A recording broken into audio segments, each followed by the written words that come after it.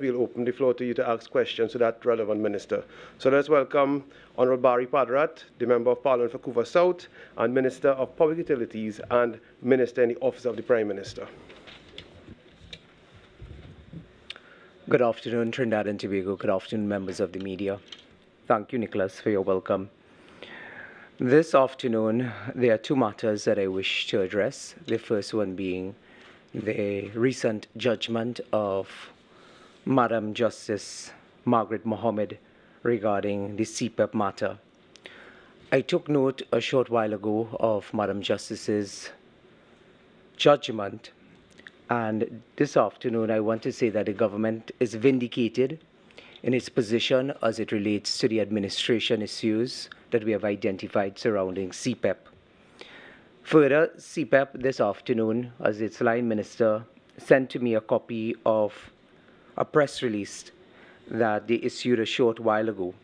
And I want to first quote from that press release, where it says, "Whilst the company has emerged victorious, it is extremely concerned about the fraudulent misrepresentation made to the board that Cabinet had granted approval to extend over 300 contracts with its core contractors for a period of 3 years, ending in 2029. It considers this to be a most serious matter as it sets a dangerous precedent for corporate governance." Further, it goes on to say, "We take special notice of the fact that the learned judge has seen it fit to refer to this matter to the Director of Public Prosecutions for his attention. CPEP stands ready, willing, and able to assist the DPP, Anti-Corruption Bureau, and the Fraud Squad with a thorough and urgent criminal investigation into this matter. The company's board of directors was deceived into extending over 300 contracts, thereby exposing the government of Trinidad and Tobago to expenditure to the tune of $1.4 billion.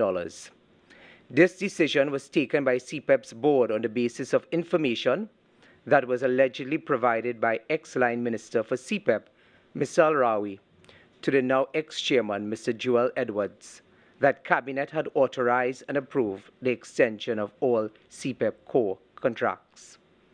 This matter, after the deliberation and the judgment of Madam Justice Margaret Mohammed, is scandalous, it is deeply troubling, and it is damning in itself."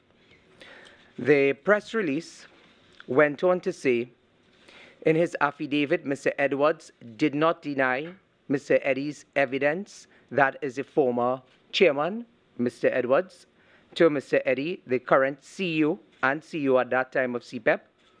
In his affidavit, instead, he preferred the incredible explanation that there was an error in the board note. The board note that they refer to is a board note indicating that there was Cabinet approval for the extension of CPEP contracts when we discovered that there was none. The contemporaneous evidence shows that Mr. Edwards was never informed CPEP's management or board that there were any mistakes, far less the need for correction of same. Indeed, there is no message in the WhatsApp group about this alleged mistake, and this speaks to the evidence that was provided by Senior Counsel Anand Ramlogan on behalf of the company through the affidavit. CPEP therefore calls upon all board members to clear the air on this matter. If any former board member was advised by Mr. Edwards that there was an error in the board note because the statement that Cabinet had approved the extension of the contracts was false, they have a duty to speak out and clear the air in the interest of good governance, transparency, and accountability. CPEP is in possession of every single email sent by the board members ratifying the decision of the Cabinet to extend these contracts. There is no mention of any mistake in emails sent from the directors 48 hours before the general elections when they voted via round robin in support of ratifying and implementing the Cabinet's decision. CPEP welcomes the referral of this matter by the High Court to the DPP. Sworn affidavit evidence has already been given by CEO Mr. Keith Eddy and ex-chairman Mr. Joel Edwards. Unfortunately, then line minister for CPEP, now Senator Faris Al-Rawi, who has been very vocal on many national issues, and earlier with respect to the issues surrounding CPEP of recent, did not file any evidence on this important issue as it relates to the alleged fraud perpetuated against the company. Therefore, I join my voice with CPEP this afternoon as the line minister in calling upon the former line minister for CPEP, now Senator Faris Al-Rawi, to clear the air in the public interest regarding this matter. CPEP remains committed to the principles of transparency, integrity, and accountability. As a responsible corporate body that is funded by taxpayers, we have a duty to ensure that we serve the public interest in an honest and responsible manner. But for the representation that Cabinet had approved the extension of over 300 core contracts, the company would not have taken such a decision in the days leading up to before a general election. CPEP therefore intends to seek legal advice on this matter and shall leave no stone unturned because it is determined to get to the truth. If the company was deceived into taking this decision, then there will be legal consequences and the chips will fall where they must. This afternoon, I'm pleased to say that I lend my full support. I want to congratulate and thank Senior Counsel Anand Ram Logan for his representation in this matter. When the matters regarding CPEP first arose, there was a large hue and cry in terms of government's position on CPEP, but we were very clear from day one in terms of what we found, what were the challenges at the company, the advice that was proffered to us, and therefore we are seeing the fruits of the challenges that were made, but us standing strong in our conviction in terms of advancing the interests of the company and protecting the well-being of the taxpayers of Trinidad and Tobago. What is deeply disturbing, alarming, and some would say even shocking, would have been the utterances of Madam Justice Margaret Mohammed forwarding these matters to the Director of Public Prosecutions. So for all those who have been asking when would matters be forwarded, when would matters be raised with the police and so on, I can say unequivocally that today is the day for that. And CPEP is intent on cooperating with the Anti-Corruption Bureau, the Fraud Squad, and the authorities in this matter. We must get to the bottom of who misled the management of CPEP with respect to the issue of cabinet approval. And we have set out a strong case in terms of the evidence that was provided to the court. And today the court has ruled that they agree that this matter must go before the Director of Public Prosecutions. There are a lot of questions to be answered, but who will answer those questions? And the persons responsible for answering those questions would be the people who would have sat in the Cabinet of the Republic of Trinidad and Tobago prior to April 28. And most importantly, it will be the line ministers who had direct responsibility for CPEP. Up to this time, I don't think that we have had any public utterances coming from now Senator Al-Rawi on this particular matter as it relates to the judgment that came out a short while ago from Madam Justice Margaret Mohammed. We look forward to him clearing the air on that matter in terms of what role, if there was any role, as indicated by Mr. Eddy, the CEO of CPEP, in terms of where he would have gotten this direction from. We were very clear when we spoke to the national community that it was not simply about an extension of contract. It was a committal of $1.4 billion of Trinidad and Tobago taxpayers' money being injected into CPEP for additional 3 years without any cabinet approval. May I also add that it was the permanent secretary in the Ministry of Finance who made it very clear, and I think there was no better authority for that information to have been placed in the public space and as part of this litigation, when the PS in the Ministry of Finance indicated unequivocally that yes, cabinet approval was required in this matter. So I think once and for all, we can, based on the judgment today, we can say safely that based on the advice of the Permanent Secretary in the Ministry of Finance, the interpretation of the law coming from Madam Justice Margaret Mohammed, that cabinet approval was needed in this matter. The matter that is really of grave concern, and I think that is why the learned judge has sent the matter to the DPP. This is not a case of the government. It is not a case of CPEP. This is now a judicial officer in the High Court of the Republic of Trinidad and Tobago who has sent this matter to the DPP. It now involves senior former members of the government in terms of answering how did we arrive at this situation, whether or not the accusations and allegations are true that have been made by the CEO, the current CEO, and who would have served as the CEO at the time these contracts would have been extended, and the role, if any role, was played by former Minister Faris Al-Rawi in this matter. As I said, I don't think that there has been a more scandalous development in recent times as it relates to the public purse with respect to this matter that has been unearthed at CPEP. And therefore, the onus are on those who would have served in government to provide the country with answers. Should they fail to do so, I am almost certain, as I said earlier, CPEP will be pursuing this matter with respect to the DPP, as well as the Anti-Corruption Bureau and the Fraud Squad. The other matter that I want to raise has to do with a matter that has found itself in the public domain over the past couple of days, and it has to do with government's rejection of the RIC's recommendation to the former cabinet. That was before this cabinet when we came in April 2025, post-general election. One of the campaign promises that we made to the electorate, and we were very clear throughout the election cycle, that at this time, an incoming UNC government will not pursue accepting the recommendations of the RIC as it relates to increase water and electricity tariffs. I can tell you today the Cabinet has confirmed, I have the confirmation, the minute in my hand, which shows the Cabinet of the Republic of Trinidad and Tobago has rejected the RIC's recommendations as it relates to the electricity tariffs. Now, I want to explain how this works in terms of the period that the recommendations cover.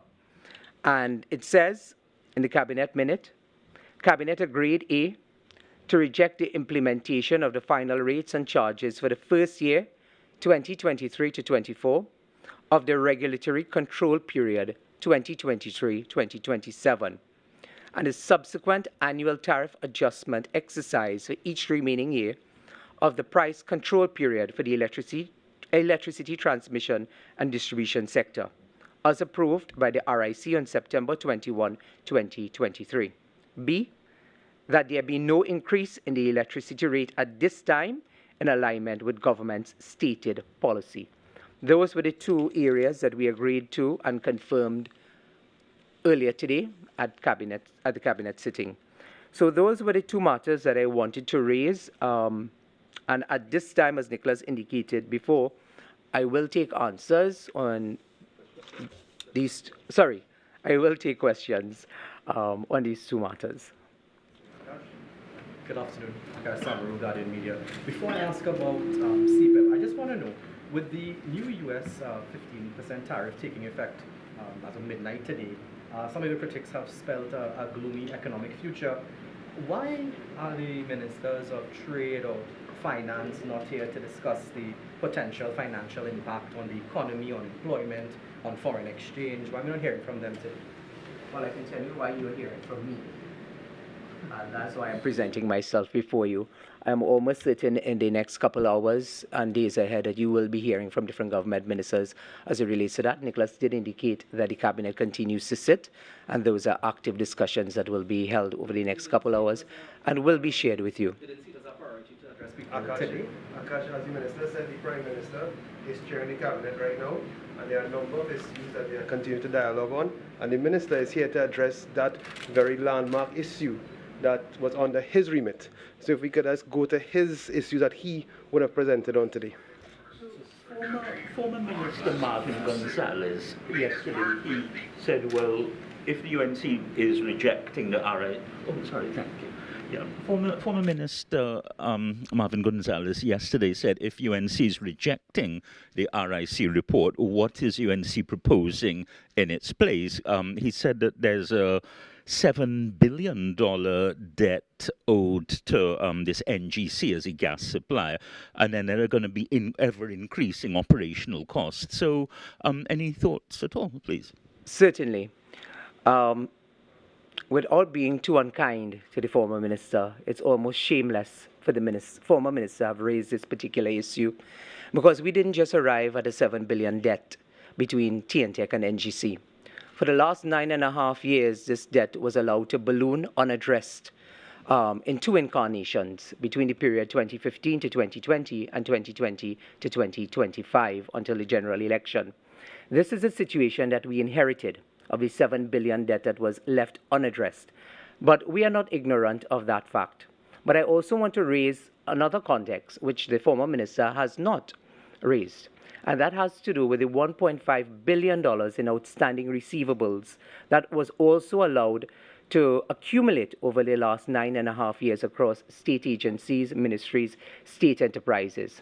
When they exited government on April 28, those two matters were left to languish in the public domain, thereby leaving TNTEC at times in a very precarious situation in terms of the administration of the company.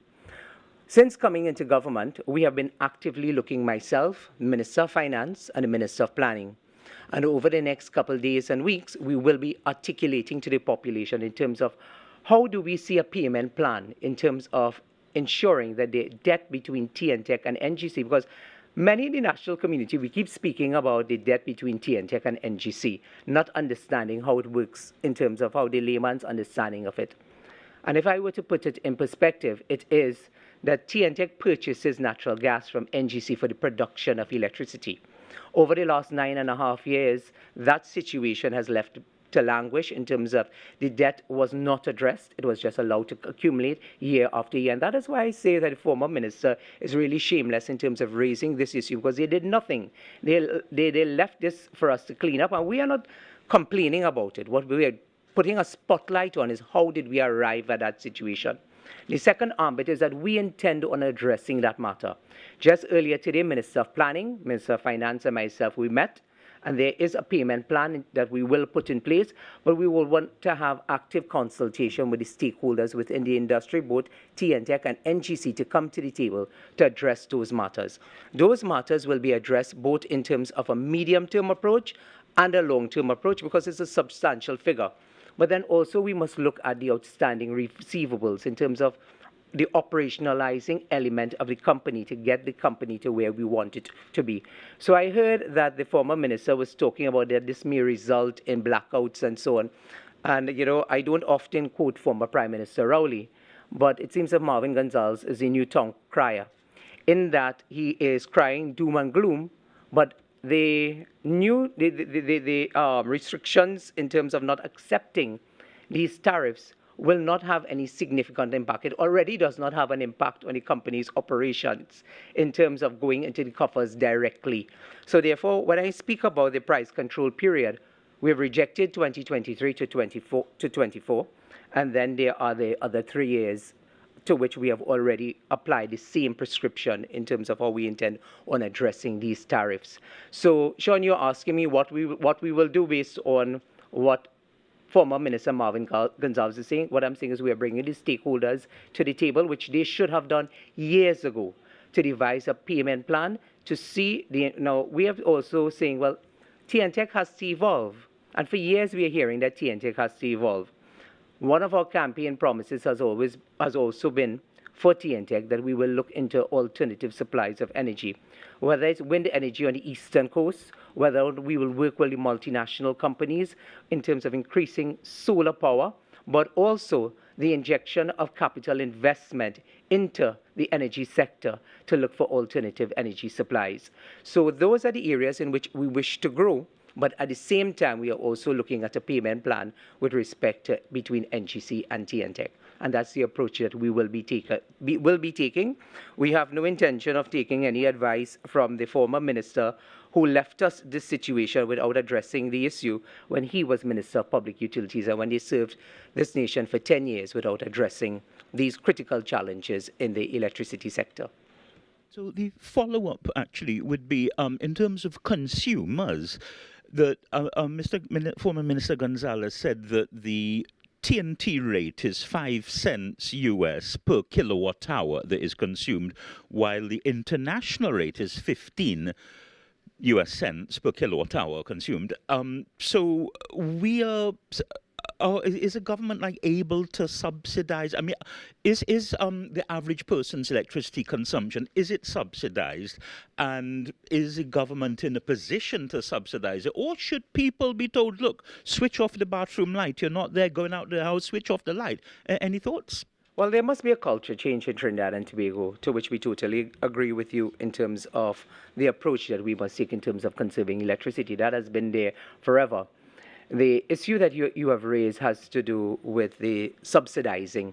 And for years, this is not something that is new. For years, Trinidad and Tobago, we have been subsidizing the cost of natural gas between TNTEC and NGC. The question you're asking is whether or not we can sustain that. The challenge that we have found ourselves in is with respect to the operations. How does the RIC look in terms of determining these new tariffs? And there are several prongs in terms of addressing those matters with respect to how do you come up with these new tariffs and so on.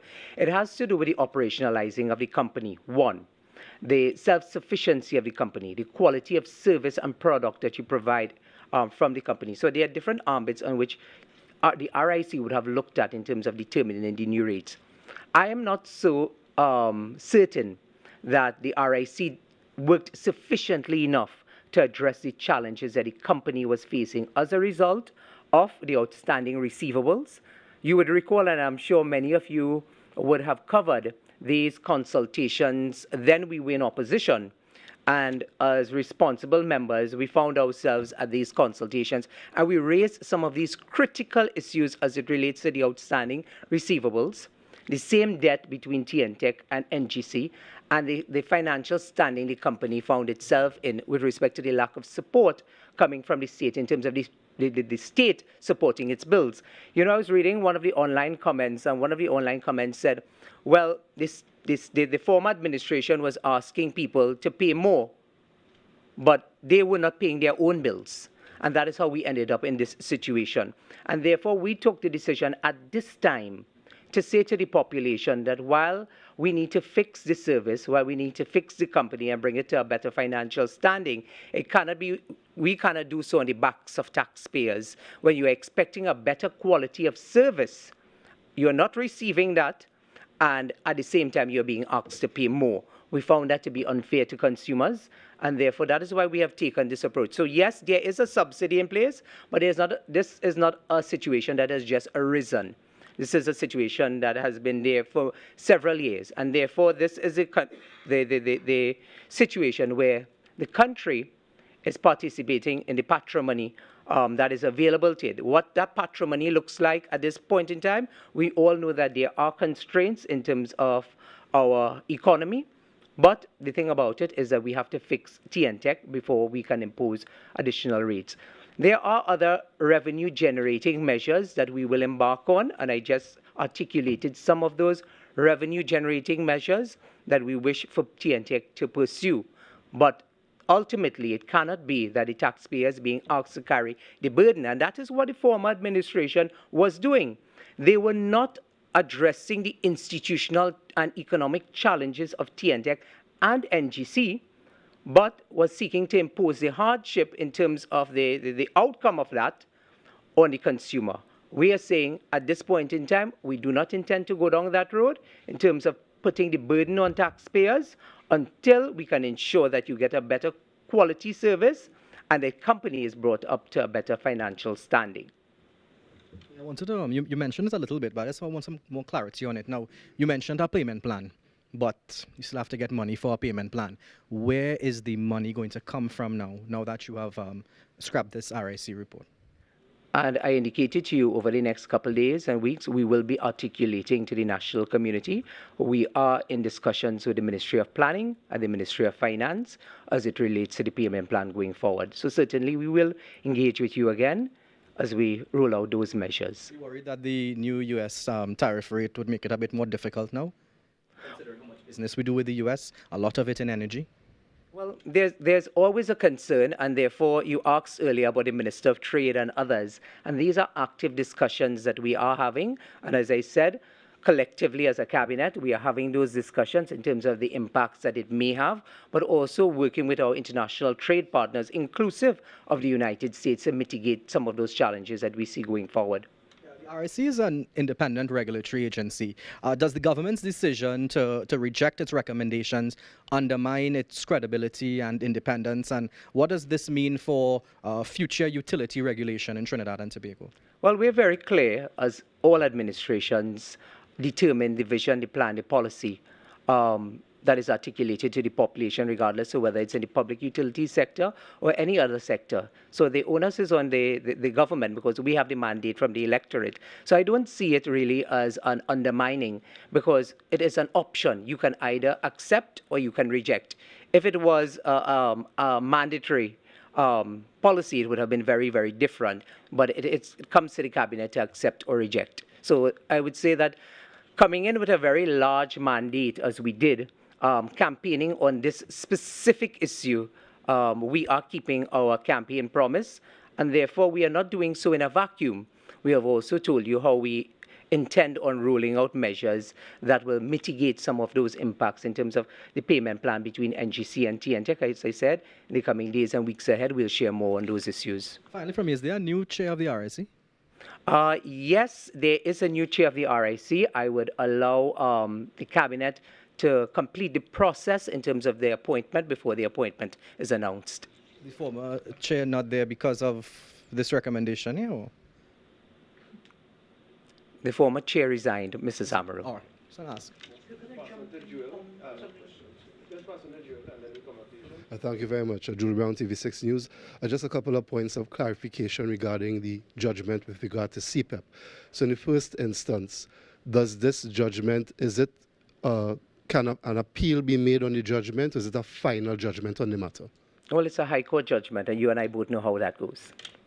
And secondly, is the government, CPEP, prepared to go all the way if it does reach to the final Court of Appeal, the Privy Council, in terms of its position on this matter? Most definitely.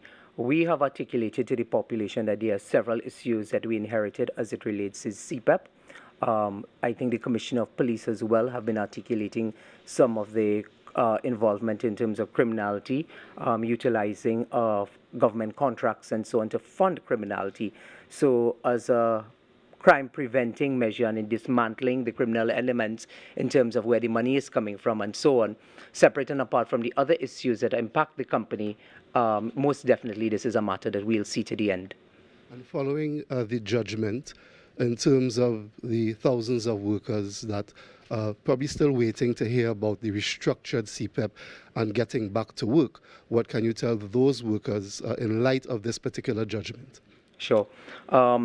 Most certainly, I have been speaking to this particular matter.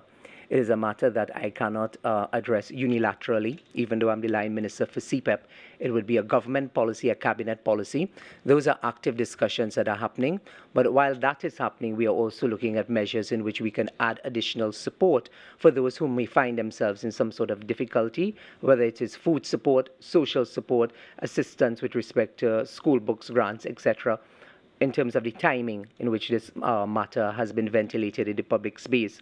So those are some areas that we are looking at, but in due course we will share with the national community more on CPEP, URP and reforestation.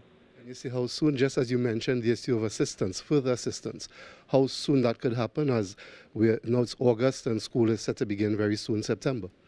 I think I had mentioned to Akash earlier that I don't have a timeline on that just as yet, but it is something that we are actively pursuing.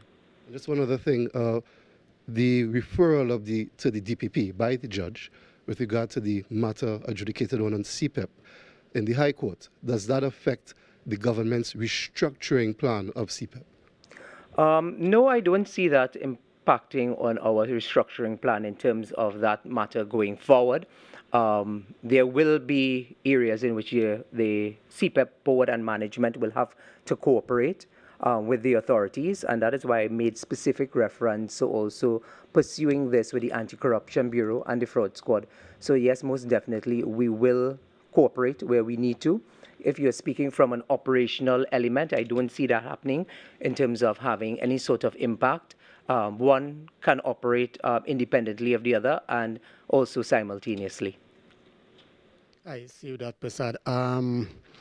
We have seen similar type investigations over the years take an eternity, sometimes decade, as in the case of for the court matter to proceed to conclusion in the case of the airport, Piaco Airport investigation and court matters.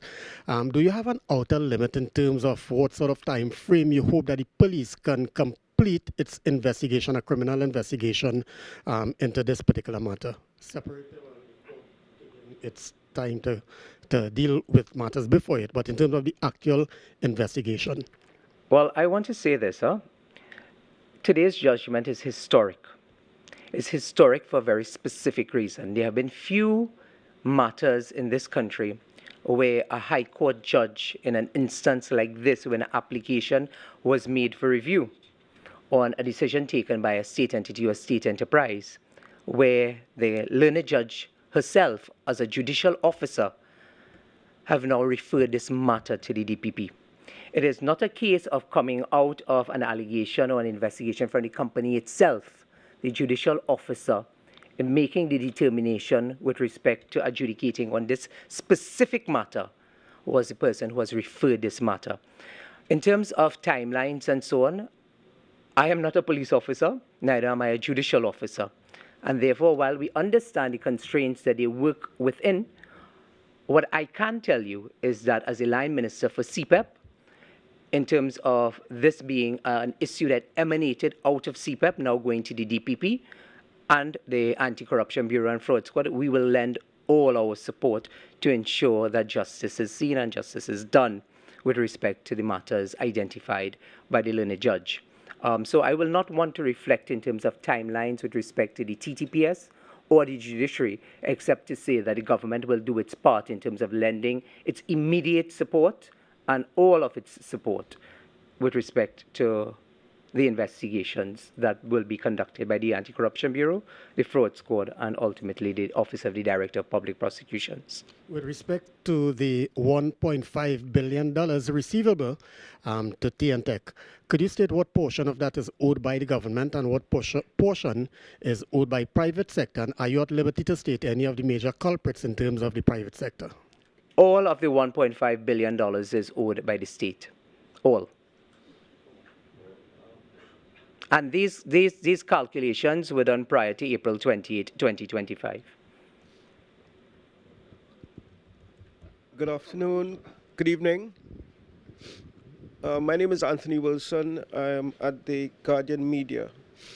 The question is, everybody in cabinet can afford to pay more for electricity. Many people who are not in cabinet cannot. Would it not have been possible for the government to implement the rate increase for those who can pay based on their usage, but continue to subsidize those who use a little bit of electricity and therefore presumably cannot pay? Would that not have been possible? Mr. Wilson, I'm not sure you understand how the RIC recommendations are made. It is made very specific. The government does not have direct involvement with respect to what you're speaking of in terms of a tiered approach or groupings in terms of those who can afford and those who can't afford, etc. When the recommendations come to the cabinet, it is the cabinet to accept or the cabinet to reject. We can help to guide the process in terms of what the government policy is with respect to the RIC, but what you're speaking of would be for us to have a direct involvement to direct the RIC that there should be groupings or a tiered system. But could the cabinet not have sent the recommendations back to the RIC with some guidance on what you referred to as a tiered approach? Well, all things are available to the cabinet that we will take a look at.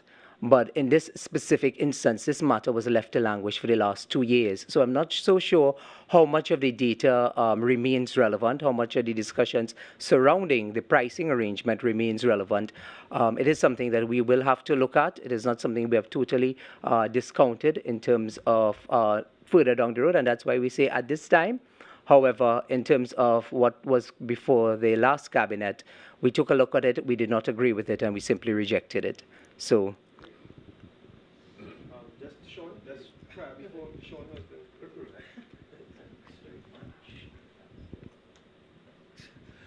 All right, this mic is in great demand. This is good. Well, what it was, I actually wanted to jump on to Akash. He had a phrase which was U.S. tariffs, and that reminded me of, well, new fees for the U.S. regarding visas. So you want to go to the U.S., you have visa fee, then there was something called visa integrity fee, and now there's something called visa bond fee that's actually been imposed on Zambia and the good citizens of Malawi. So is this a concern at all of cabinet? You know, do we need to do more to keep on the good side of US? Do we need to get our citizens not to overstay their stay, you know, like do a publicity campaign or so? That'd be the first question. The second thing is that there was another court ruling today with a 15-year-old schoolgirl from, well, lower South Central Trinidad. I won't call the school's name. She was hit with a metal chair. She suffered 20% disability, and the learned judge found that there was, I think it just was Mrs. Kangaloo, Justice Kangaloo, found that the school really should have done more, that there had been signs that there had been previous incidents of this particular child being bullied by a particular another child, and it seemed that there were not enough precautions put in place and so on. Right now, I think the child has been awarded $250,000 for a 20% disability, permanent disability. So I guess the question would be, well, if Cabinet would be aware of the ruling, and secondly, there's this legal term which is floodgates. If a liability becomes so common amongst persons, you know, can the state or whoever the culpable entity is, can actually pay to all these damages? So I think that's a question there. Is it, I mean, it's kind of short notice to give. I know it's not your portfolio, it's Dr. Dowlath, but it's still something that, you know, one should be aware of. So those two questions, the U.S. bond fee and the possibility of floodgates for children who are being bullied, as we say, this latest case, 250,000 roughly. Thank you. Sure.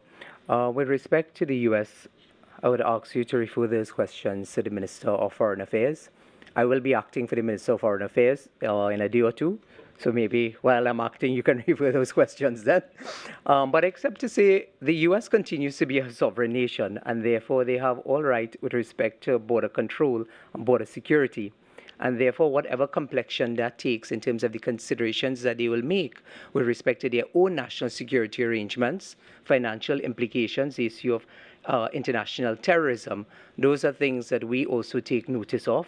But more than likely, the foreign minister will speak to that after deliberations and discussions, both on the trade issue and on the issue of U.S. border control and the visa impositions as it relates to these bonds.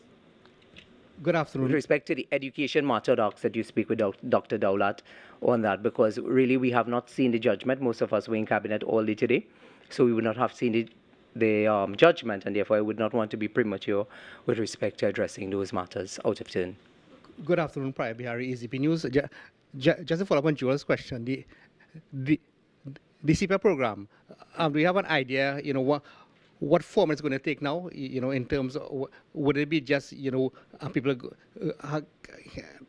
to work and cut grass? The Prime Minister said that Trinidad has become a nation of grass cutters. What sort of structure that CPEP would take now? There are several recommendations that have been made to us, and those discussions are actively happening in terms of what the outlook of these programs will look like. And in light of that, it will be, again, premature of me to disclose what those discussions look like in terms of reformatting, repurposing these programs into a more sustainable job-creating system for us. Cabinet has met here a few times, diplomatic center. Is it that it is now fit for occupation?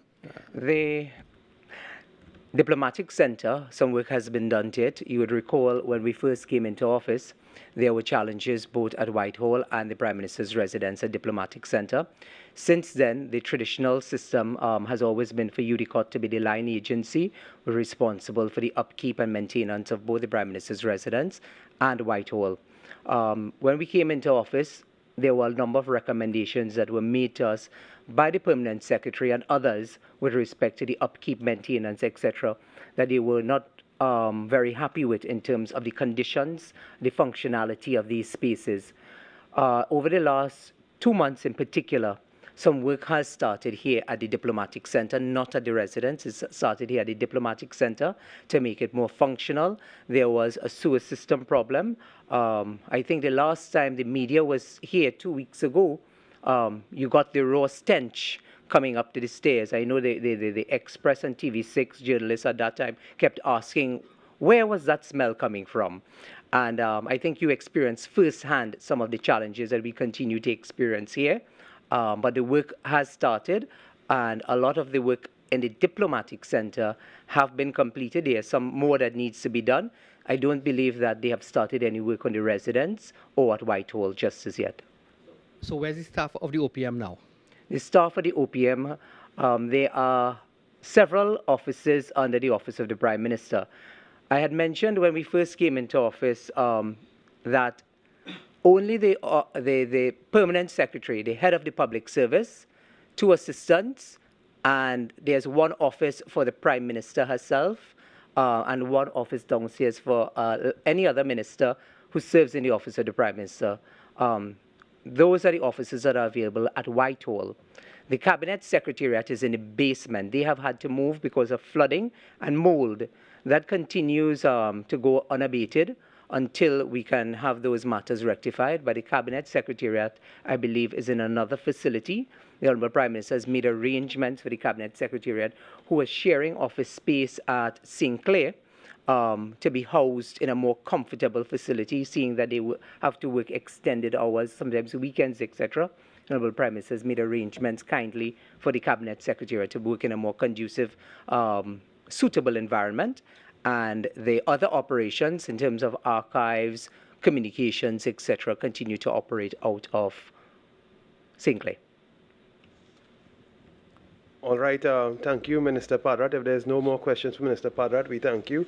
As we said, Cabinet is still going on, so Minister Padrat will be heading back to the Cabinet. And at this time, we'd like to ask the Minister of Health, Dr. Lakram Bodo, to join us.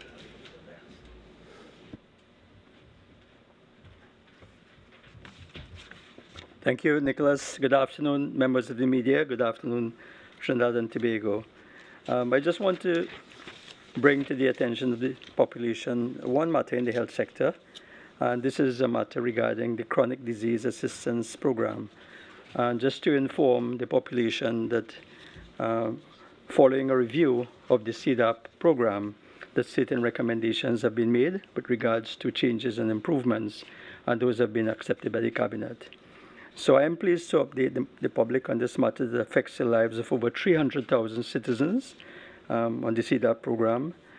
Just to indicate that, of course, since its establishment in 2003, CDAP has served as a vital health equity mechanism, providing free, essential medication for chronic diseases such as hypertension, diabetes, asthma, and more recently, mental health. As of July 2025, CDAP would have covered 11 chronic diseases, offers 52 pharmaceutical items, and operates through over 230 pharmacies, private pharmacies nationwide. Whilst we note CDAP's success, we must also recognize its current challenges, including rising costs, outdated drug regimes, and gaps in diagnostic support. So the clinical landscape has evolved. CDAP has been in existence since 2003, and therefore, so must we. So in line with the government's health reform program, as the Minister of Health, I commissioned a CDAP review committee on June 5, 2025, with a mandate to assess the program's clinical, operational, and financial performance. This committee, comprised of senior health policy and clinical experts, was tasked with aligning CDAP with modern clinical practice and ensuring its long-term sustainability. So yes, CDAP is here to stay. Their findings are clear. While CDAP remains a crucial public good, its drug list must be updated, its diagnostics strengthened, and its structure modernized to reflect today's medical realities. So, out of this review, allow me to highlight 5 key outcomes. The first is the rationalization of the drug list. So, what the committee would have recommended is that outdated and clinically inferior medications are being replaced in some categories, and I can give you a couple of examples here. So, for example, in the area of mental health, the drug sulpiridide is now being replaced by a drug by the name of risperidone, which is a more effective antipsychotic agent. In the area of cardiovascular disease, which is a common disease and condition, the drug simvastatin is now being replaced by a drug by the name of rosuvastatin. It's commonly called Crestor. So Crestor will now replace simvastatin, and this has been because it provides superior cardiovascular protection in terms of a lipid lowering drug. At the same time, in addition to the replacement of current drugs on the CDAP program, the recommendation from the committee was to introduce this time additional medications. In this instance, it's 2 medications, and the cabinet has accepted that recommendation, which will be to add a drug called clopidogrel, 75 milligram. The common name is Plavix, and a drug called losartan. The common name is Coza, 50 milligram. These additions to CDAP are new, and of course they will offer protection in the area of cardiovascular disease. As some of you may know, the public will know, Plavix is a drug that thins the blood, and of course losartan is an antihypertensive. And these recommendations have been made based on clinical guidelines from the WHO and the United Kingdom's National Institute of Clinical Excellence. So that would be the rationalization of the drug list. The other issue, of course, would be the financial efficiency and the cost savings. So these, although we are intent on making changes, we are also looking at the cost effectiveness of these changes. And therefore, we anticipate that the total savings of over $4 million will be saved over the cycle of one CDAP cycle. And this will be driven primarily by smarter drug selection and diagnostic procurement, and I'll come to that matter in a minute. The most significant saving, almost 70%, will come from replacing the current blood glucose monitoring system. How does government intend to do that? So currently, glucose strips cost the government approximately $1.15 per unit. Through a proposed government-to-government arrangement with the Republic of India, you'll recall the recent visit of Prime Minister Modi, at which an MOU was signed and would have included the ability of the government to access drugs from India, same high-quality drugs, but at a cheaper cost. So we have found that we can replace these strips that currently cost the government $1.15, and now we can acquire ISO-certified, WHO pre-qualified strips at less than 34 cents per unit, delivering much better value. So I just want to make the point here, because the question will be asked, of course, when the cost is reduced, whether the same quality is being offered to the public, and I want to give the assurance that the answer to that is yes. I also want to announce that coming out of this committee, there is a recommendation for something called CDAP Plus Initiative, and this is in recognition of the need for advanced treatments that is not covered under the current program. The ministry will develop a new initiative, and this will allow access to specialist prescribed medications, again delivered through private pharmacies, under regulated pricing agreements and at no direct cost to the government. The details of that program are yet to be ruled out. The committee is still working on this, and a full implementation proposal is expected to be brought to the cabinet by the end of the year.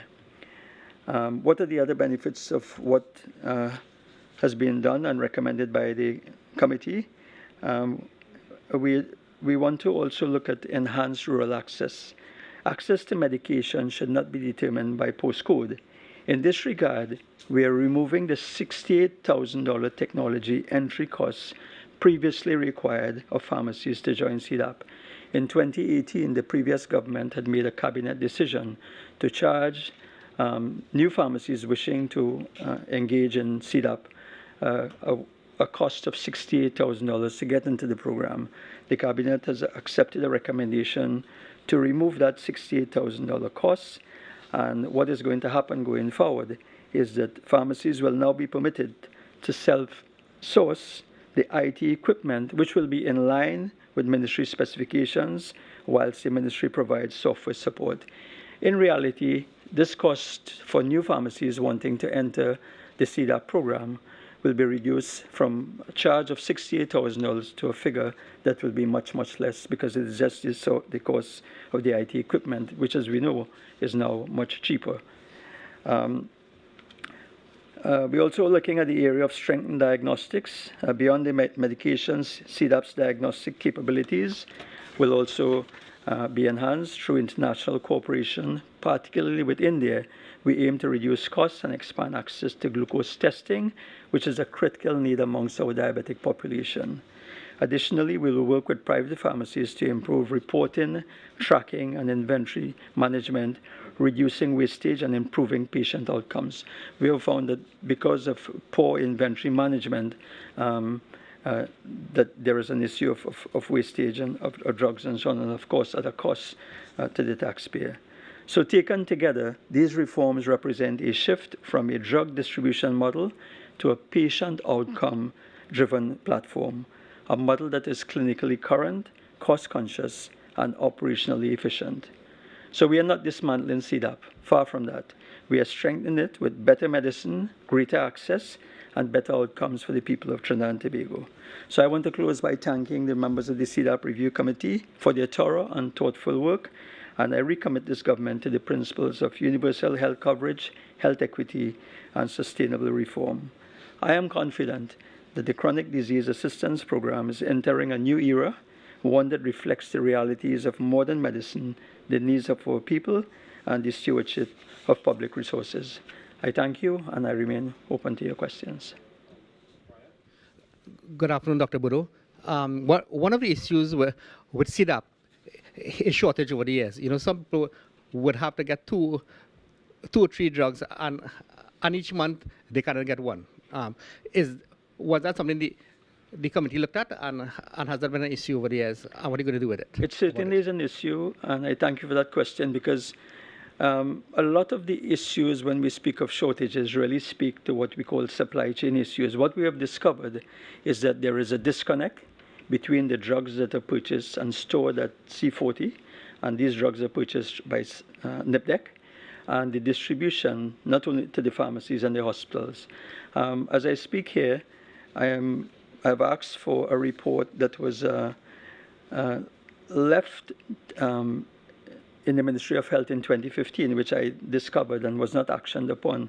And that was a study that looked at the supply chain issues.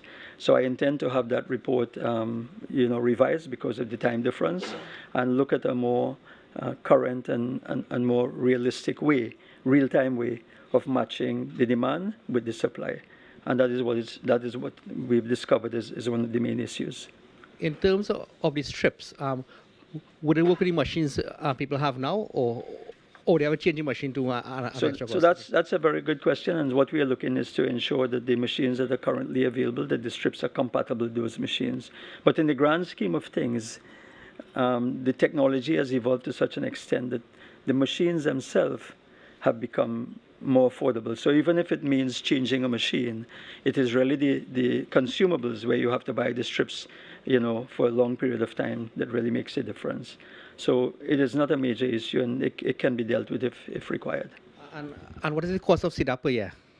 I have some figures here, and I can share those with you. So if we look at the expenditure of CDAP, and the figures I have would be from 2021 The total cost for 2021 would have been $48,354,472. For 2022, $52,684,987. For 2023, $54,405,810, $405,810, and for 2024, $53,609,584. And for financial 2025 to the present time, we've almost 40 million, just over 40 million has already been expended on CPEP. So it is a considerable cost to the taxpayer. Minister, good evening. You were there in Parliament last year when former Finance Minister Cominbert said it's proving quite difficult to finance the purchase of free pharmaceuticals. Now, you spoke about savings. You gave us some figures there. Can you tell us how much we anticipate now to save with these changes you've brought to CPEP? For example, 53 million in 2024. How much are you looking to save now? Well, as I mentioned, Akash, this measure that we're implementing will almost immediately save us $4 million. But of course, it is not only about saving. If you look at the health expenditure overall, in terms of expenditure, the average expenditure is about $7 billion. The total cost for drugs has climbed from about 600 million in 2015, and now when we look at the bills that have come before us, it is now close to maybe $1 billion. So you're looking at expenditure of close to $1 billion out of a budgetary allocation of $7 billion. Nothing is wrong with that, because the mainstay of the health sector really would be to pay doctors and nurses and workers, and of course to provide medication. The challenge we face, and this is something that we intend to deal with, is to ensure that that expenditure provides values for money. So it is not about trying to cut expenditure, because medications are important. It is an essential part of treating patients. So I just wanted to put that in perspective. The expenditure on CPEP is part of the overall expenditure by the government in terms of the procurement of what we call pharmaceuticals and non-pharmaceutical items, which is the supply items that doctors and nurses require outside of medication. The crowd at Napa today, some could see it as a reflection of how dire things may be in the public health system. Could you possibly give us an update on the central block at the Port of Spain General Hospital? When will we be able to put patients there? And also an update on the Couva Children's Hospital? Certainly. So the central block at Port of Spain is currently still under the control of UDCOT. My information is that I can't give a completion date, but my information is that work is going on, and I intend to meet with UDCOT in the very near future and perhaps do a tour of that hospital to establish its state of readiness. At that time, I'll be able to provide a more accurate answer. Couva Hospital remains a very valuable asset to the people of Trinidad and Tobago. At this time, we are looking at all the options available to fully operationalize the Couva Hospital. It is quite worrisome at this point in time that there are no more than 20 to 25 patients occupying beds in the Couva Hospital, and that is a 230-bed hospital. So with the injection of some 500 beds when the central block is completed, it gives the government the option to look at the Couva Hospital. You will recall that part of the government's mandate in building the Couva Hospital was to look at it in terms of becoming a tertiary medical center, perhaps with the capability to earn forex, which is much needed. So the government is looking at all the options at this point in time. And finally, from me, with CPEP in transition right now, are you as a Minister of Health concerned about a possible rise in dengue cases due to some overgrown green spaces that may result from that transitionary period right now? Well, I just want to say that in terms of dengue preparedness, that this government has taken a very proactive approach, and if I can just share with you and the population, I think it would be important for the population to understand what is happening in 2025 compared to 2024. The figures for 2024 at the end of July So at the end of July last year, this time, there were 658 confirmed cases. I am happy to report, and this is, good news for us to some extent. It doesn't mean that we should, abandon the measures that we currently take. But at this point in time, if I look at the numbers, there are less than 40 reported cases of dengue at this point in time at the end of July. There were 19 deaths last year from dengue. So far, thankfully, we've had no deaths. But more than that, Akash, I wanted to mention in terms of this proactive approach, we've used a very collaborative approach. The Ministry of Health and the Ministry of Rural Development and Local Government would have met a few weeks ago, because last year, the public, and you may recall, that there was some issue in terms of spraying and the measures required to deal with the mosquito. But a lot of the confusion arose because there appeared to be a gap between the Ministry of Health's Insect Vector Control Division and the role of the local government bodies in terms of spraying and so on. So the Minister of Rural Development and Local Government and myself met together with a team of technocrats, and I'm happy to report that we actually have a document here produced which will deal with enhanced intersectoral collaboration in vector control efforts. But to come back to your question, in terms of the funding and so on, again, the government has to prioritize, and of course, the expenditure for the chemicals and so on that are required would be protected and provided. We've been given the assurance that those necessary supplies and so on are there. But what this will do is also enhance and make the process more efficient, so there's no overlapping of what would have happened last year, and that in itself will be a saving. Minister, as you talked about the CPEP program and the efforts to save money, I'm also wondering about other drugs, medications that would be dispensed by the public health sector for, say, more very serious issues, be it cancer treatment and things like that, if you have had a review of those types of medications. Right, so it's a good question, Joel. So the CPEP is one thing, of course, but the overall availability and cost of drugs is a big issue to the government. CPEP was one of the campaign promises that we have delivered. Another promise was to review the national formulary with a view to, deciding which of the drugs that are effective, which ones need to be replaced, which ones that need to be updated. You're quite right. Cancer care is quite expensive, and I might be speaking out of turn, but I do and intend to bring to the cabinet a proposal, and I trust that it will be accepted, to try to ring fence in a way in the budget the cancer drugs. But we also are looking at the guidelines in terms of what are the most efficacious drugs. So of course that is something very much on the mind of the Ministry of Health and the government of Trinidad and Tobago. And there's another question from me with regard to just the issue of staffing at the nation's hospitals and so on. If you've had an opportunity to look at whether it's enough, whether to avoid issues of burnout, things like that among the nation's doctors and nurses coming out of the pandemic and going into periods where we've seen some increases in hospital admissions recently and so on, is that something that you've been looking at as well? Certainly. So what I would have done over the last 3 months since entering office is to ask for an update on the number of vacancies, the number of applications in terms of doctors and nurses. The figures I have, and ironically, is that there were applications to the RHAs, the 4 RHAs in Trinidad. Some 587 applications were made from doctors.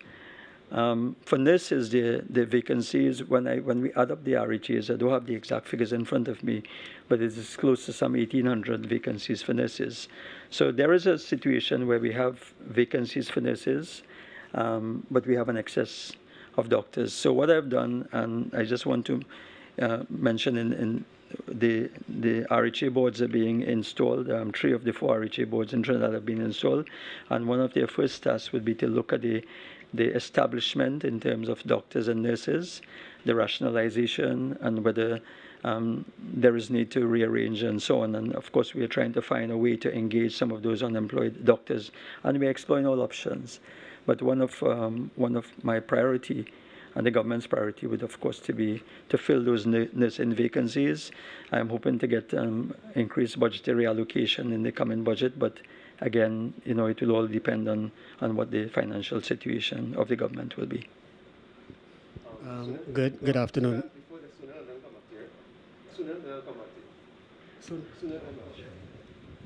Hi, good evening, Minister Sonolala, TTT News.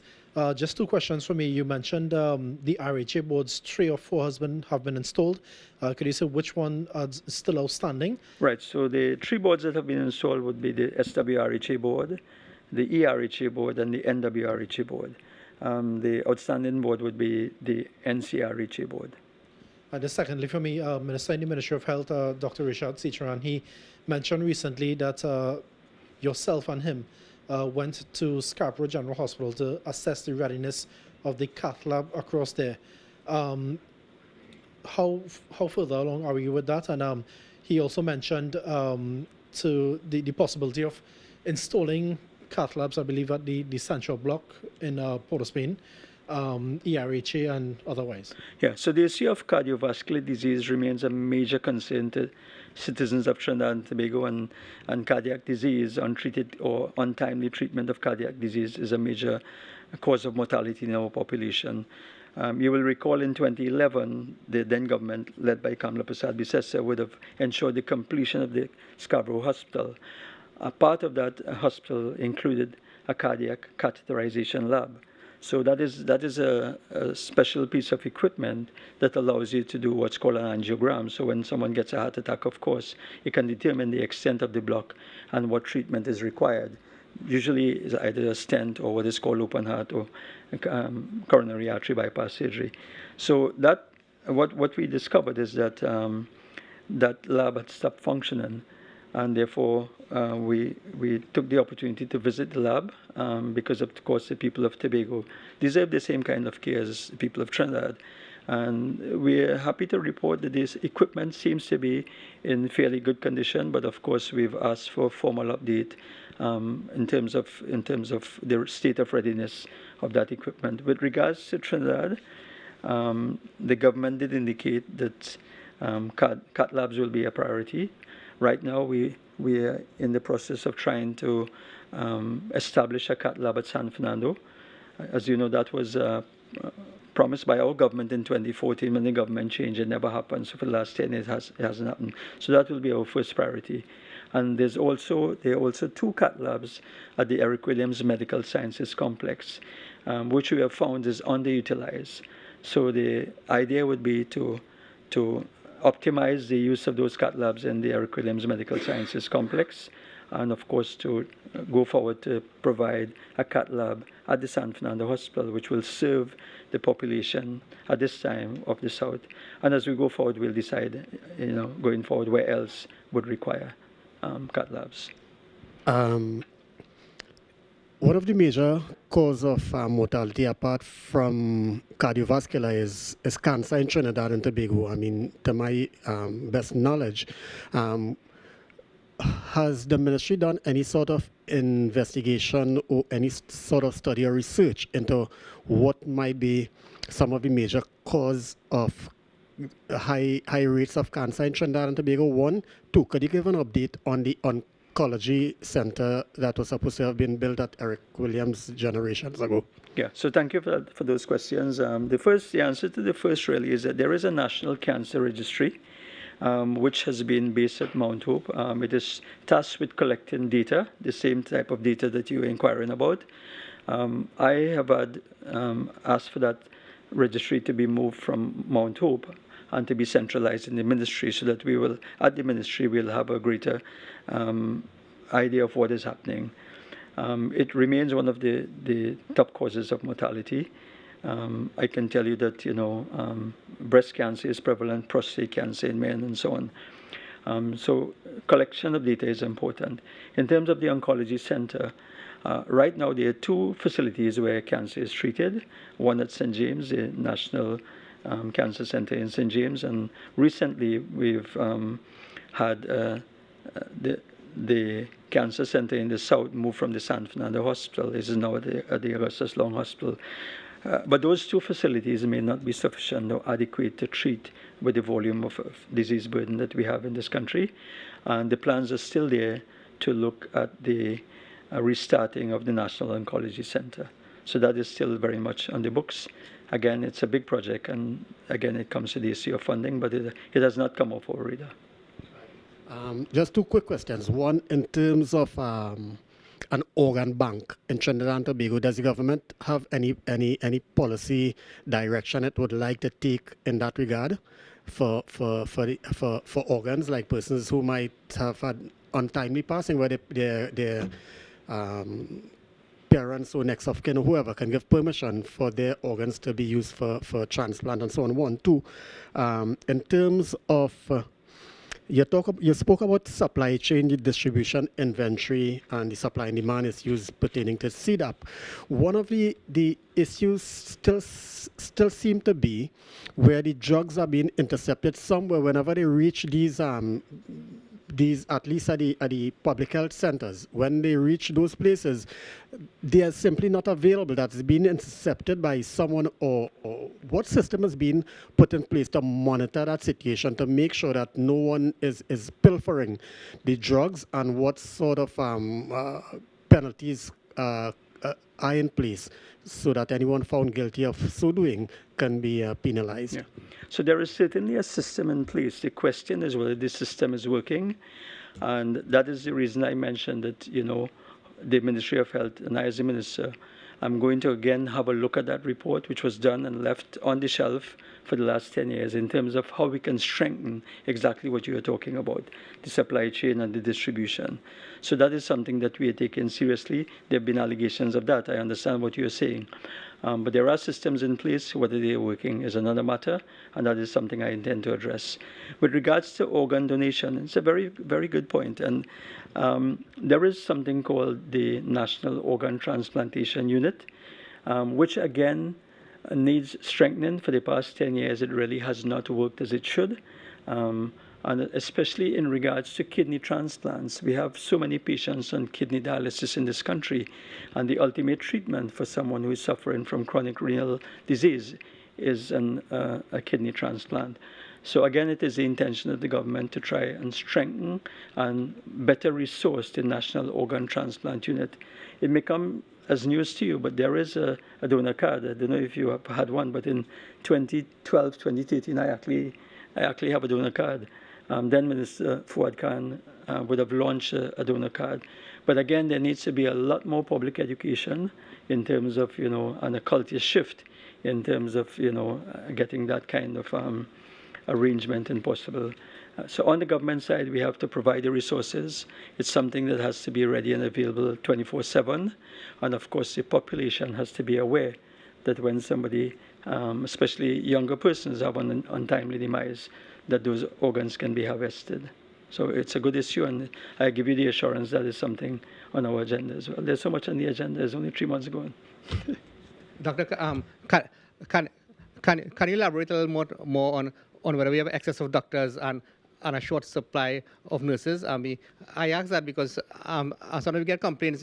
Someone goes to the health center and there isn't a doctor, there isn't somebody to dispense the drugs. Can you elaborate a little more, on what is the HR position of the ministry? Sure. Well, I'm not sure. If I use an excess of doctors, maybe I should retract that term and perhaps use the term, the allocation of doctors. The fact that 587 doctors are unemployed does not mean that there is not need for doctors.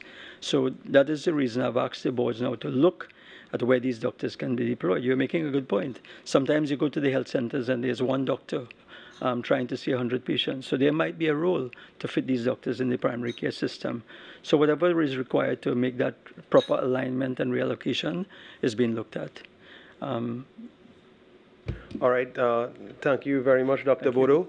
This time we'll excuse Dr. Bodo, who has to return to Cabinet. We'd like to invite now the Honorable Senator Dominic Smith, Minister of Public Administration and AI.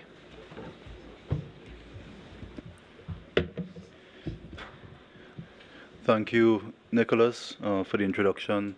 Good afternoon to members of the media and, of course, the citizens of Trinidad and Tobago.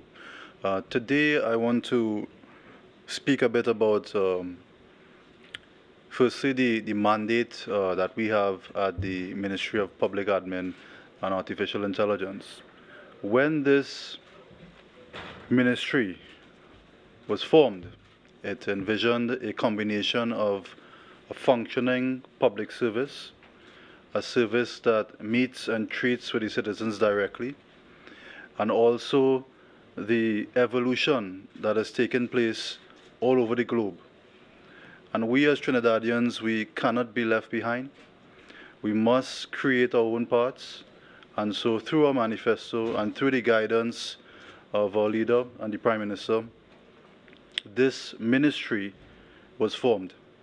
And one of the mandates that we had coming post-election was really how do we, one, digitize and transform government services, and secondly, how do we really craft and create, with intention, a digital society, a society that, one, can treat with the movement of technology and the fast pace of technology, and also train and upskill our citizens to be ready for that marketplace. And so that is quite a challenge, as many of you can imagine. And one of the things that we needed to do is really come to terms with where we're at. And the truth is that we are far behind on legislation as it relates to technology. The truth is that we are far behind on infrastructure as it relates to Internet of Things, spectrum, fiber, and all of the emerging technologies. And so we have to be very intentional in the way in which we adopt and use technology, but also one of the main priorities for us was not just acting in a vacuum. It was engaging in consultation with the public, engaging in consultation with stakeholders, and seeing what it is people wanted and where were their pain points. So today I wanted to bring a brief report on one of those solutions that have recently come out of the Ministry of Public Admin and AI in collaboration with iGovTT. And many of you may have seen some of the news. Well, I mean, you're part of the media, so I'm sure you would have been going through the through and fro's. Anansi is a product of the initiative of the government, and so Anansi essentially is Trinidad's first AI-driven digital assistant. And what does this really tackle? Well, we've all had that experience where we want to find information, we want to access information, and for whatever reason, we're unable to do so. And maybe we take an hour, maybe we take 5 minutes, but essentially we take so much time trying to find available information. And then after we've found one particular source, we're then directed to multiple sources. And truth and in fact, there's a level of frustration when it comes to accessing public information and certainly government-based information. And Anansi was created essentially to service that particular pain point. Why an AI-based assistant? Well, we wanted to utilize emerging technology, and we wanted to always use artificial intelligence as a channel for growth and transformation. And so with iGovTT, we embarked upon a journey to create what is now Trinidad's first AI chat assistant. And this allows every citizen to go on to ttconnect.gov.tt/Anansi and ask your questions, be it immigration related, be it how can I renew my driver's license, be it where can I find a form as it relates to birth certificates, any information that is available throughout the internet based on public information. Anansi has now accessed that information, and we've now consolidated that information into one space. And that solves one problem. The second challenge is how do we create or use technology that is nuanced and that serves the cultural context of the society in which we're a part of. Yes, technology is leapfrogging. Yes, it's changing daily, but we must take into consideration how we as Trinis and Tobagonians use technology. And so the concept itself of Anansi, it really came from, as many of you might know, the West African folklore character. And that person really was meant or seen as a bringer of knowledge. So we thought it quite fitting that not only we bring the technology, but we also utilize something that is true to us, something that is characteristic of our nature, and something that certainly drives and promotes our cultural heritage. So Anansi was born, and it's something that the Ministry of Public Admin and Artificial Intelligence is quite proud of, given the short time frame that we've been able to do that. And this is one of the cornerstones of many forms of AI that will enable and encourage and assist persons both in the public sector but also citizens of Trinidad and Tobago. Because as a government, we recognize that we have two customers. We have to nurture and encourage and grow and reskill and retool our public servants, but we must also allow for public services, forward-facing services, to meet the persons that is intended to support, which is the citizenry. So how have we then utilized and encouraged the participation? Well, part of the architecture of the technology was also using human intelligence. So we call it AI and HI. So we've used artificial intelligence and we've used human intelligence to sort of make a hybrid of an approach where we take into consideration both forms. And so again, that gives you the cultural nuances and it gives you the context of Trinbagonians, where we use the technology, but we fit the technology to our purposes. So a couple details about the solution. We fed into the AI structural content. We did some technical configuration. And of course, we've been testing and refining.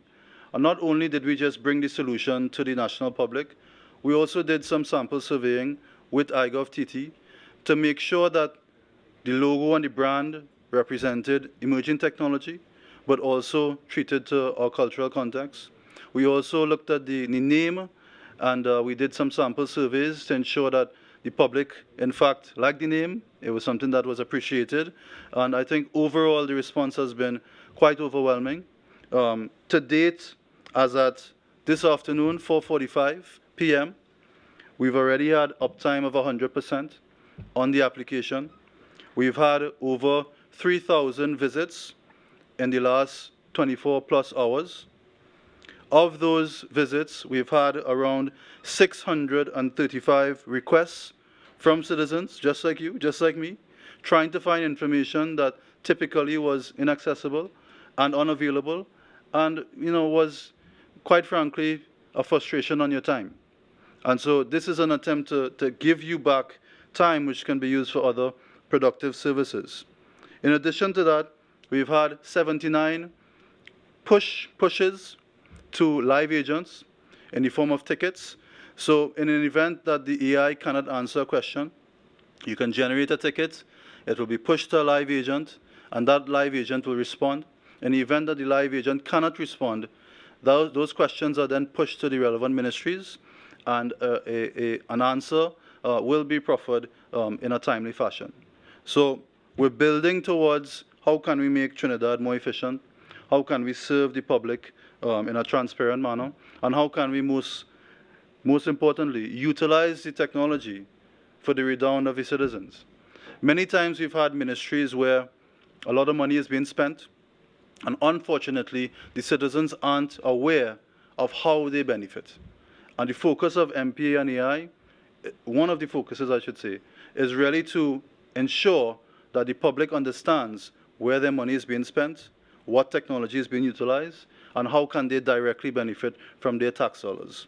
And so I think this is the first step in what we consider many, many sprints of technology that will be used to increase efficiency in the public service, generate real results for the citizens, and demonstrate a commitment by the government and by the leadership to including citizens of the Republic of Trinidad and Tobago into the conversation as it relates to technology. One other thing I want to say is that the satisfaction of the citizen is of high importance. We've also included in the technology a sort of customer satisfaction rating. And so at the end of your session, you can rate the application. It's a very transparent process. At the moment, I know it's only 2 days, but we are at 93% satisfaction, which I think in any solution across the world is quite good.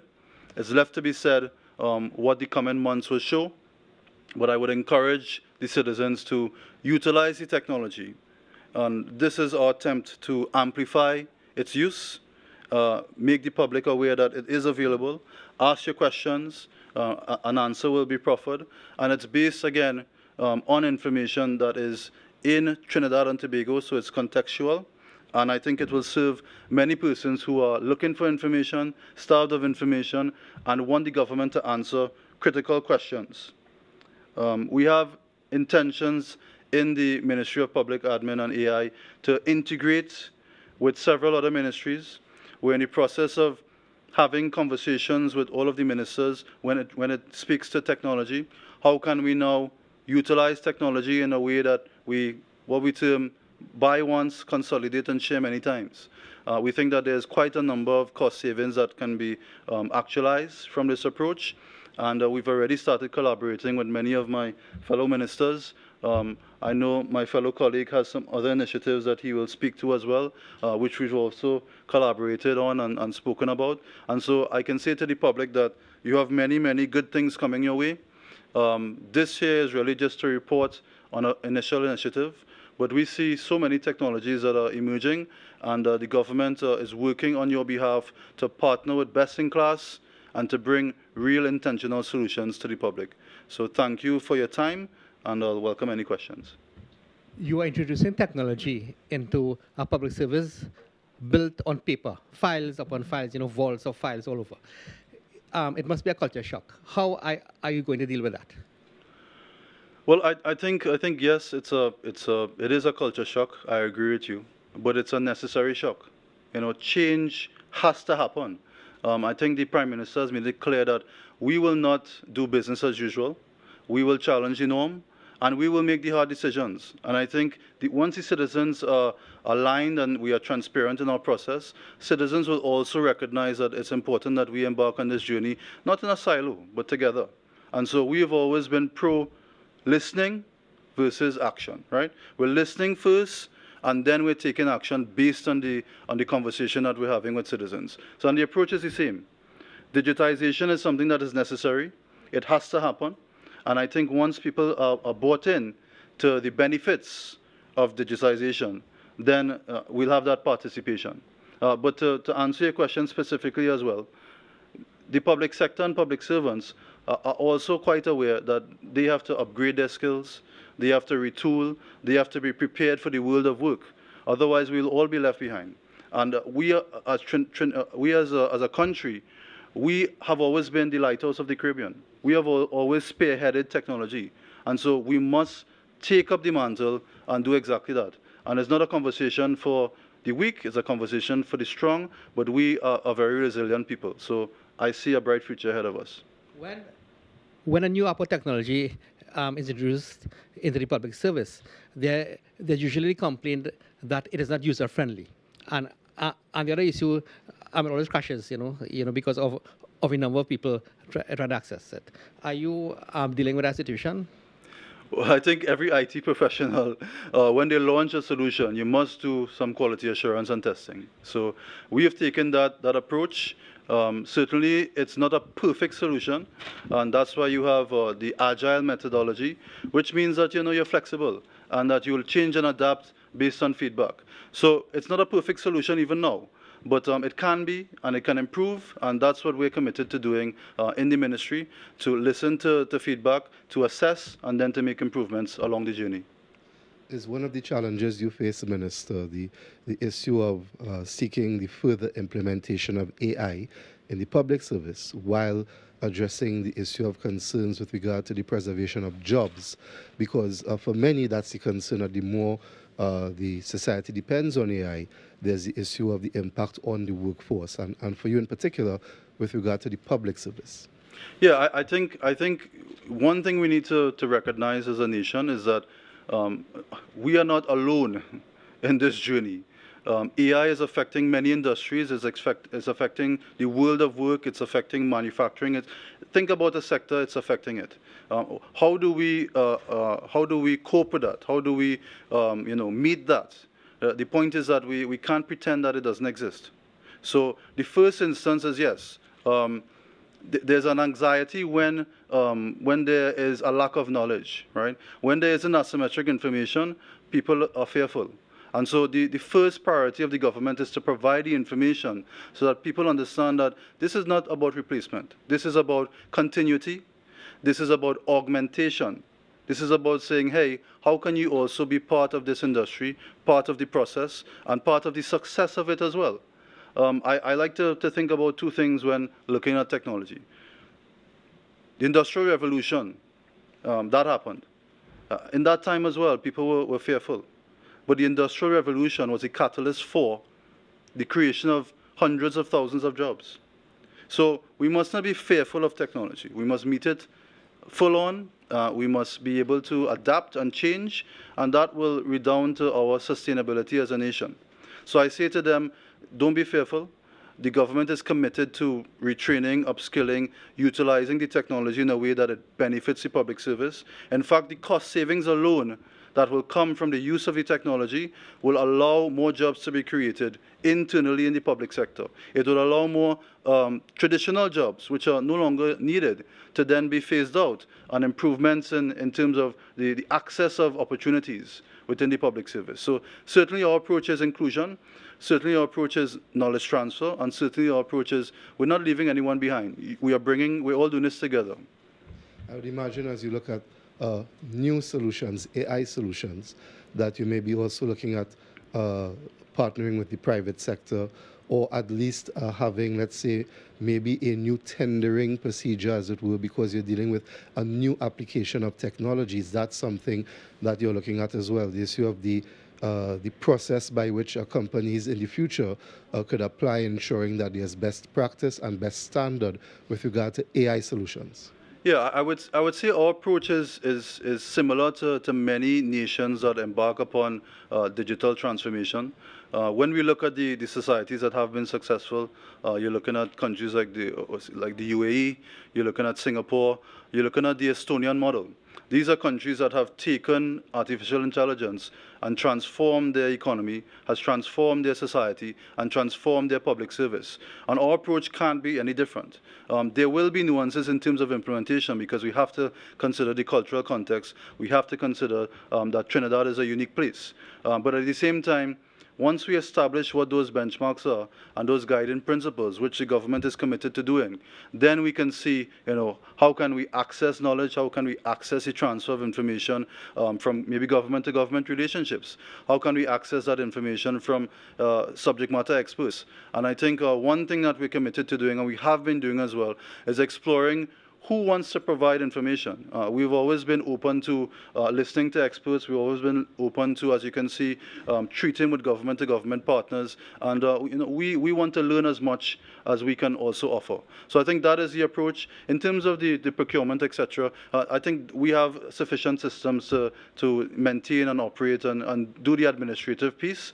And our concern is not necessarily about that. It's more about when we do decide to embark upon this journey, we do it in the correct way. We do best in class, because the citizens of Trinidad and Tobago have to pay for these services, and they must get the best bang for buck. See that, let's go to Akash, because we have to get to Minister Zaku now. So it is over. Yeah, just very quick. Akash was next. After let's wrap with Akash and go to Minister Zaku straight after. Thank you. I'll just be really quick. Yeah. Did you mention if this will be a standalone app like Gemini or ChatGPT that people could download on the Play Store or something like that? Well, for now, this is the first version of many versions. So we plan to add additional, let's say, variations of the application. You'd realize now it's not voice command at the moment; it's text-based. So the next transition would be, how do we integrate voice?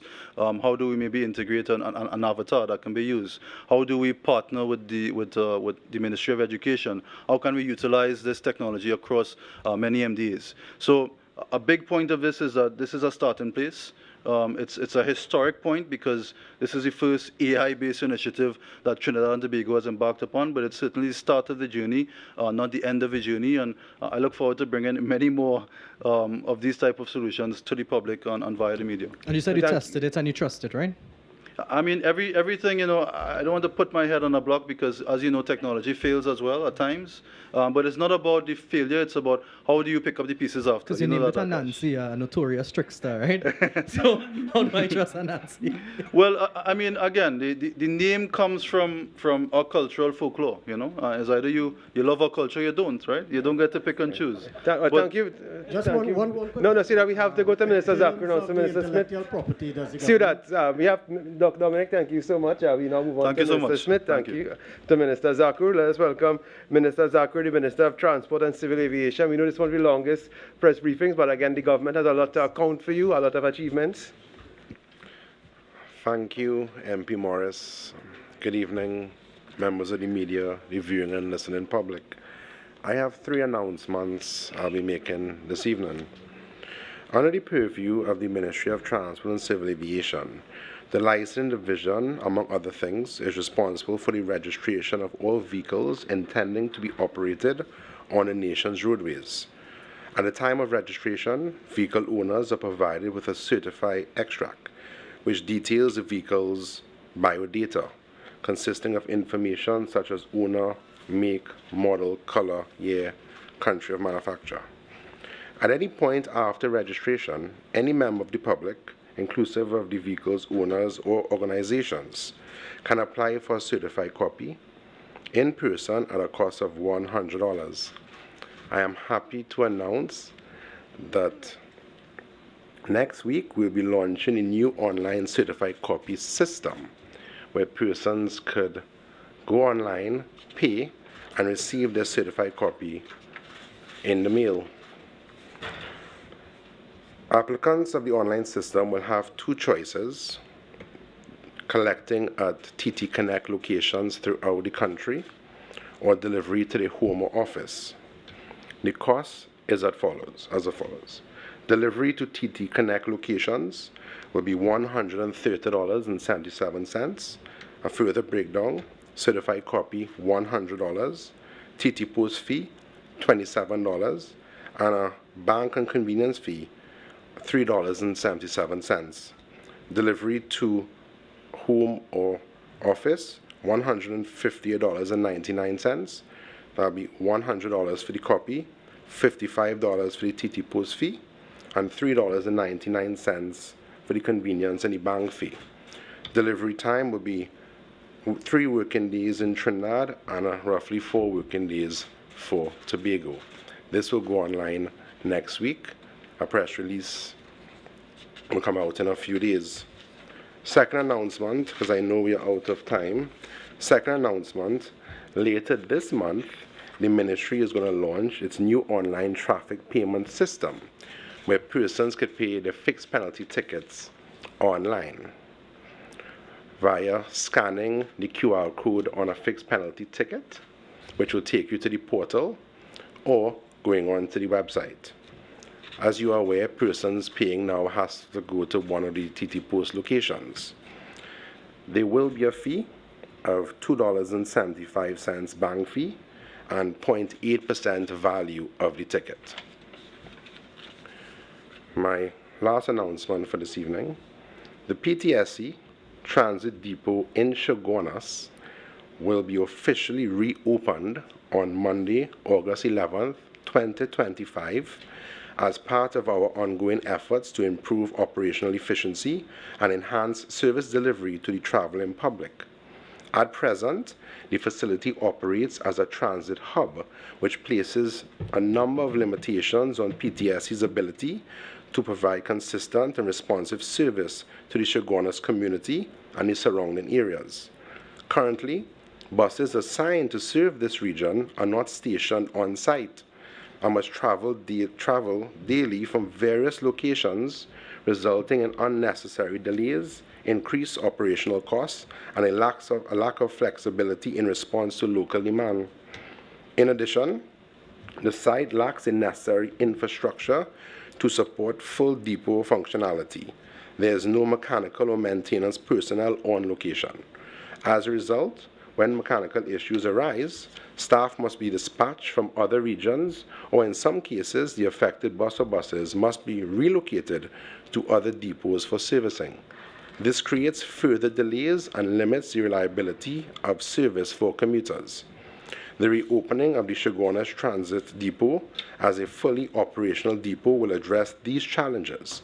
Buses will now be stationed on site, supported by a dedicated maintenance team, enabling quicker turnaround for repairs and better overall fleet management.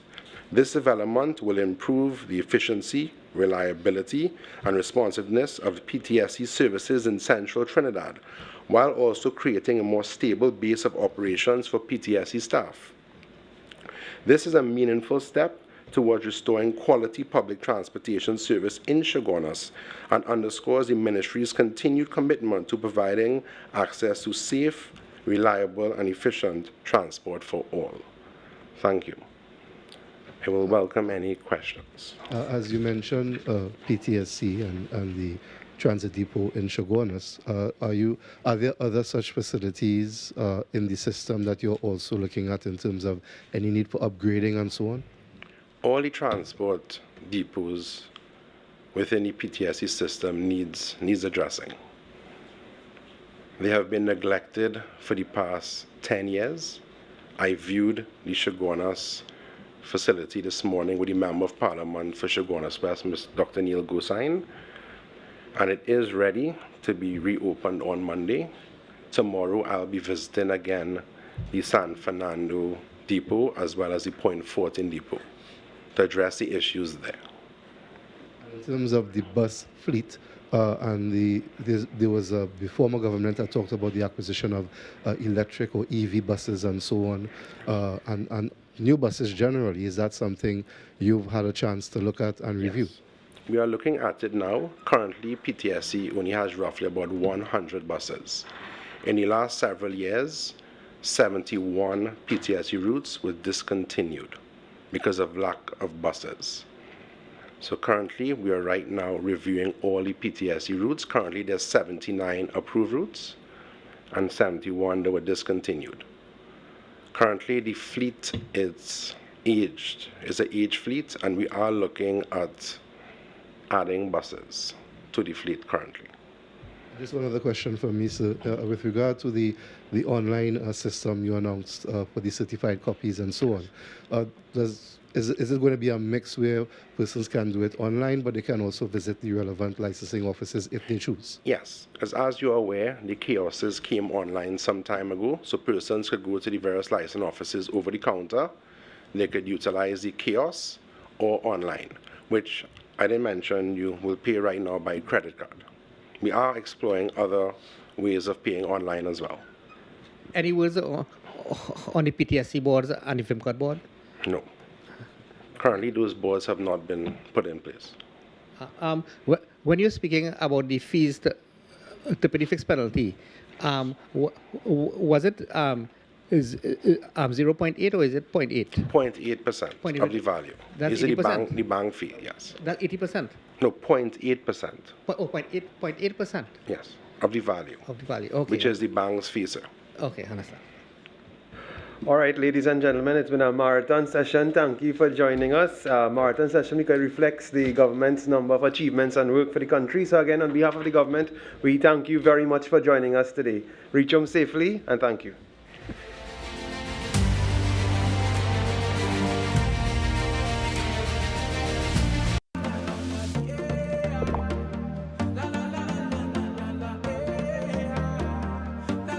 This is TTT. Live for local.